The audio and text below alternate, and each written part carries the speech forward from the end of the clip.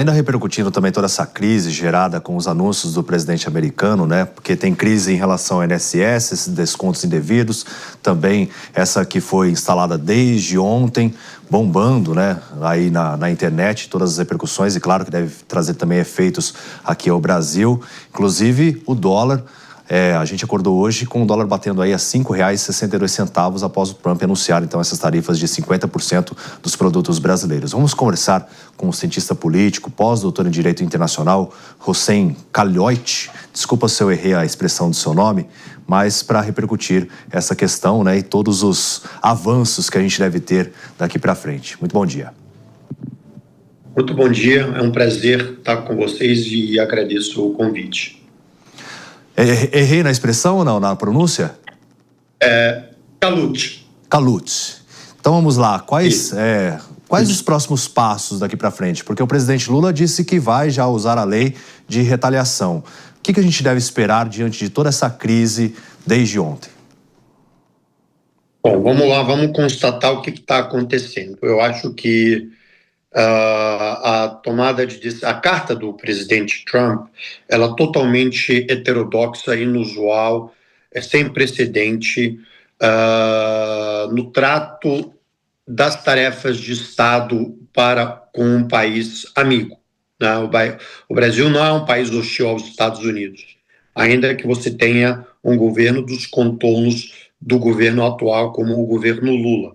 As relações comerciais são relações produtivas. Os Estados Unidos têm um superávit na balança comercial, um superávit sólido, consistente.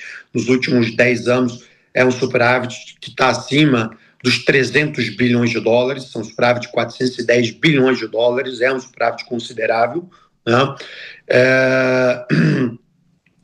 Então, essa imposição tarifária, me parece que ela está totalmente descompassada com a natureza das relações. Segundo aspecto, eu diria que trata-se de um bullying diplomático fora de compasso. Isso é um bullying, é um processo de extorsão, é um processo, além de extorsão, de coerção e de intimidação comercial, da forma como foi expressado na carta. E há uma utilização de um processo político, tá? Ele instrumentaliza o processo político para efetuar uma imposição tarifária totalmente descompassada, tá? Usando informações, inclusive, falsas, tá? De que o Brasil teria prejudicado o comércio, os benefícios comerciais que os Estados Unidos teriam. Isso não reflete a realidade dos últimos 10 anos. Tá? Então, não é verdade. Durante o governo dele anterior, os Estados Unidos tinham superávit na balança comercial com o Brasil. Entende? Então, há um anarquismo tarifário, né? E aí a carta é tão intimidatória que chega ao ponto em que, basicamente, o que ele afirma é que se o Brasil pensar em retaliar, ele já pretende contra-retaliar.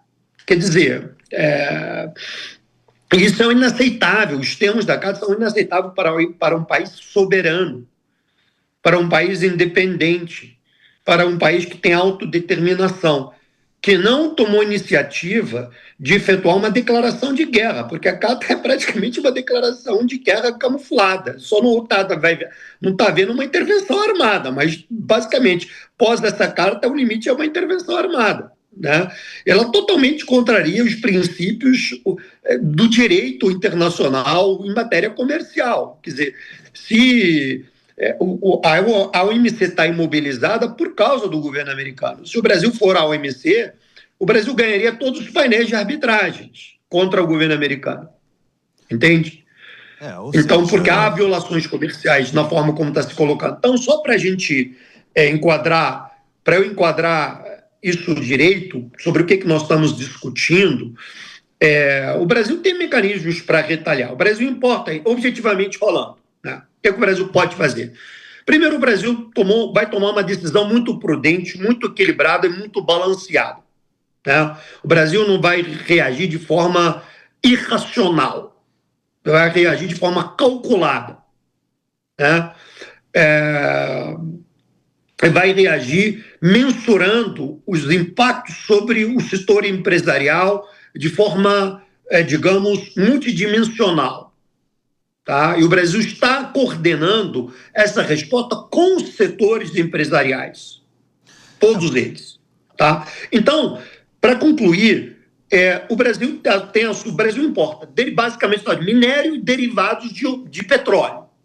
Tá? O Brasil tem como substituir essa importação. Tá?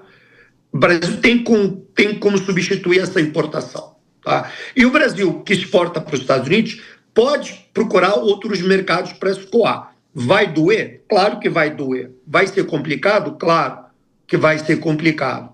E o Brasil pode tributar dividendos e lucros americanos no Brasil. Então, o Brasil tem mecanismos e o Brasil pode revogar patentes farmacêuticos de empresas americanas aqui. Isso vai doer muito, entendeu? Nas empresas americanas que vão para cima do Trump. Uhum. Tem esse aspecto justamente, né? Porque se você aplica a lei da reciprocidade, então você encarece também os produtos americanos aqui no Brasil. Por exemplo, o celular, que hoje todo mundo quase utiliza um celular americano. Ou é da China ou vem dos Estados Unidos. Tem produtos que podem ficar mais caros também, porque no final das contas, quem vai pagar são os brasileiros. Então tem algumas medidas que você precisa ver também economicamente, se elas são viáveis você aplicar essa reciprocidade ou não. Você trouxe aspectos importantes, tem outros também relacionados ao agronegócio, que aí pode encarecer também alguns custos, né? Porque até a empresa brasileira, a indústria brasileira, desenvolver tecnologia que vem dos Estados Unidos, isso leva tempo, não é uma questão assim rápida, passe de mágica, né? Não, eu concordo que em matéria tecnológica nós somos dependentes, não há dúvida. Eu não estou dizendo que o processo de retaliação não vem com custo, né? Mas há como reciprocar em setores específicos, tá? Por exemplo, no campo farmacêutico, sim, na tributação de dividendos, sim, né? Aí tem que ver se haverá contrarresposta. Por isso que você tem uma margem aí de 20 dias em que cada um vai testar a flexibilidade tática do outro e para ver qual é o meu termo que pode se encontrar, entende?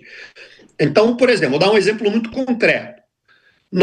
Os americanos importam 90% do nióbio produzido no Brasil. 90%. Isso vai para onde? Você sabe? Para o setor aeroespacial e para a indústria bélica. Produção de armas. Isso é vital para os Estados Unidos. Tá?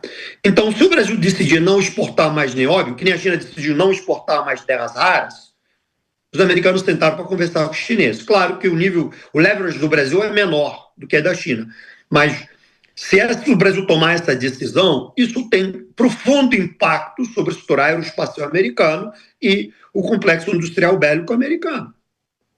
Eles vão ter que procurar outro mercado para importar nióbio. E não tem muitos países produtores de nióbio para exportar para os Estados Unidos. Entendendo? Então, essa é uma medida retaliatória estratégica que o Brasil pode utilizar.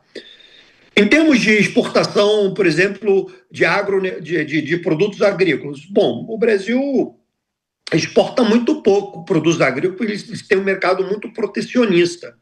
Né? Então, o Brasil escoa a sua produção agrícola para a Ásia, ou para o Oriente Médio, para outros lugares. Esse mercado é muito restrito para nós. Então, me parece, tem outro termo na carta que é muito preocupante, é que o Trump oferece ao Brasil o quê? Em troca de ele não aplicar uma tarifa de 50%, ele considera não aplicar essa tarifa se o Brasil tomar a decisão de efetuar uma abertura de mercado, revogar todas as barreiras tarifárias e todas as regras regulatórias. Bom, aí, meu caro, as empresas brasileiras todas vão quebrar, porque isso significa que todas as empresas americanas vão entrar no mercado brasileiro e vão se instalar. As empresas, todos os setores vão praticamente quebrar. Por quê? Porque elas não estão preparadas para competir. Então, a abertura de mercado, eu, quando fui secretário de Assuntos Estratégicos do governo do presidente Temer, tá? Eu fui secretário especial de assuntos do governo Temer. Nós discutimos a abertura de mercado. Eu trabalhei junto com o ministro da Fazenda, Henrique Meirelles, e depois especialmente com o Eduardo Guardia, meu amigo que faleceu. Nós trabalhamos, discutimos e fizemos parte da abertura comercial. Só que a abertura comercial leva tempo. Você tem que fazer ela de forma gradual e setorial. Você não pode fazer ela de forma abrupta, entende? Porque os setores precisam se preparar para isso, né? Claro, eu reconheço que o nosso mercado é fechado, entende? Agora, o que ele quer é que o Brasil faça isso, né? Praticamente de forma imediata. Sim. E não há viabilidade a fazer, não há como fazer isso. E essa análise justamente isso gera que o governo deve fazer. Um emprego tremendo. Sem dúvida. Bom, a gente vai seguir, claro, repercutindo. Muito obrigado pela sua participação aqui, Hossein. Ele que teve os esclarecimentos relacionados a essa crise em relação ao Donald Trump. Agradeço demais a sua presença aqui no Morning Show. Muito obrigado, é um prazer estar com vocês.